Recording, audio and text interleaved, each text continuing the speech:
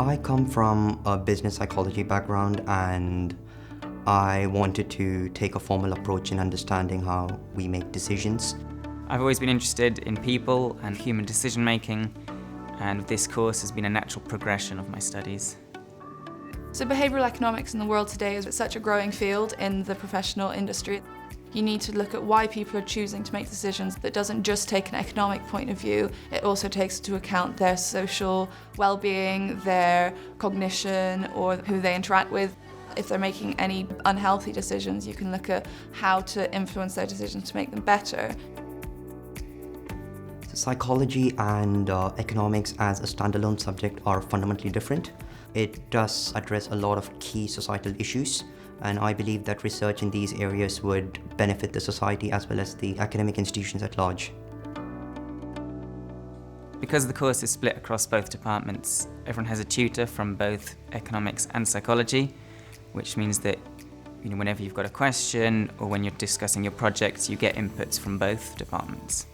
So it's really good having leading researchers from both the psychology and the economics department, both updating you on what they're doing in terms of their research and how each of their topics interact with each other. You can see real-world applications that look to make people make better decisions and to make the world a better place for everyone.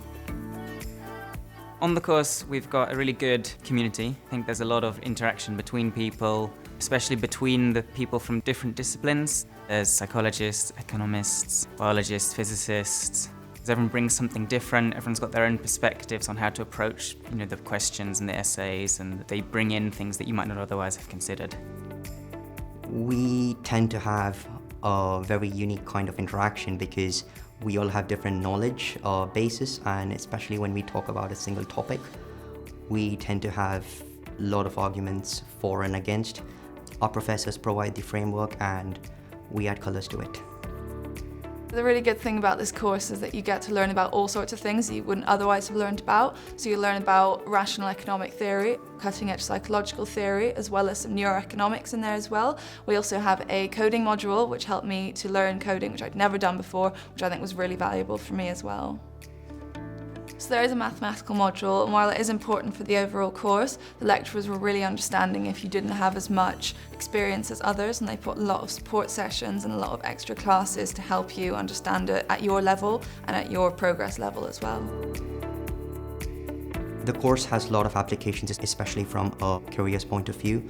I intend to become an entrepreneur, and in an entrepreneur's life, we all tend to make a lot of decisions almost on a day-to-day basis, and that's somewhere I would say the course would perfectly fit in. After the course, I'm planning on working in the civil service. I'm going to be a social researcher.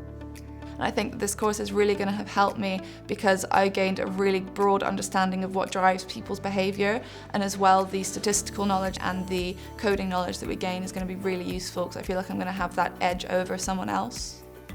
If you're interested in human decision making, I'd definitely encourage anyone to consider this Masters in Applied Psychology and Economic Behaviour. You get to look at both the economic aspects of the decision that they're making and also the psychological aspects that go into why they're making that decision, and as a result of that you can look at how to drive behaviour change in a positive direction.